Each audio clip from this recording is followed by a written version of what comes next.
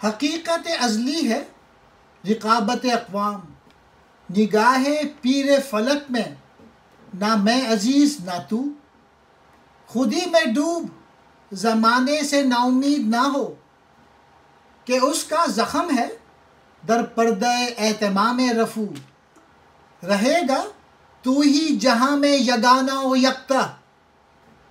اتر گیا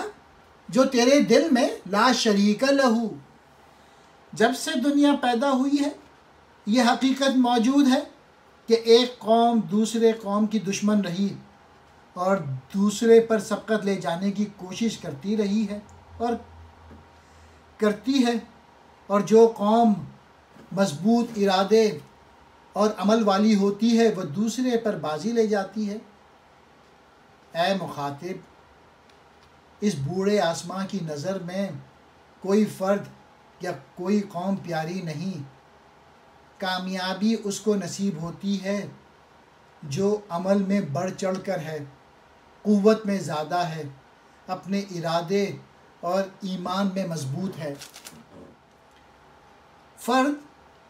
اور قوم کی ترقی اور وجود کے لیے ضروری ہے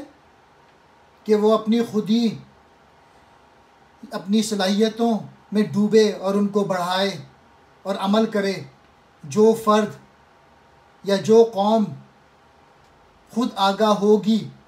اگر زمانہ اسے زخم بھی لگائے گا تو خودی کے زور پر وہ اس زخم کو سی لے گا۔ اس لیے زمانے کی شکایت کرنے کے بجائے فرد یا قوم کو خودی سے آشنا ہونا چاہیے، جو ہر زخم زمانہ کا علاج ہے۔ اگر تیرے دل میں یہ بات سما جائے کہ اللہ واحد ہے، وہ اکیلا ہے، اس کی مثل کوئی نہیں، اور تو اس نظریے توحید پر پوری طرح کاربند ہو جائے گا، تو اے ملت کے لوگوں، تو بھی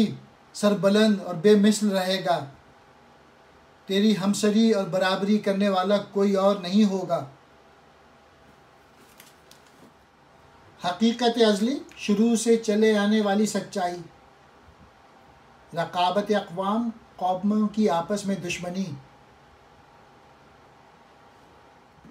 نگاہ پیر فلک، بوڑھے آسماں کی نظر، خودی اپنا آپ، در پردہ اصل میں، اہتمام رفو، سینے کا انتظار، پیوند لگانے کا انتظام، یگانہ و یکتا، بے مثال، بے مثل، لا شریک لہو، اللہ کا کوئی شریک نہیں، صرف وہی عبادت کے لائق ہے۔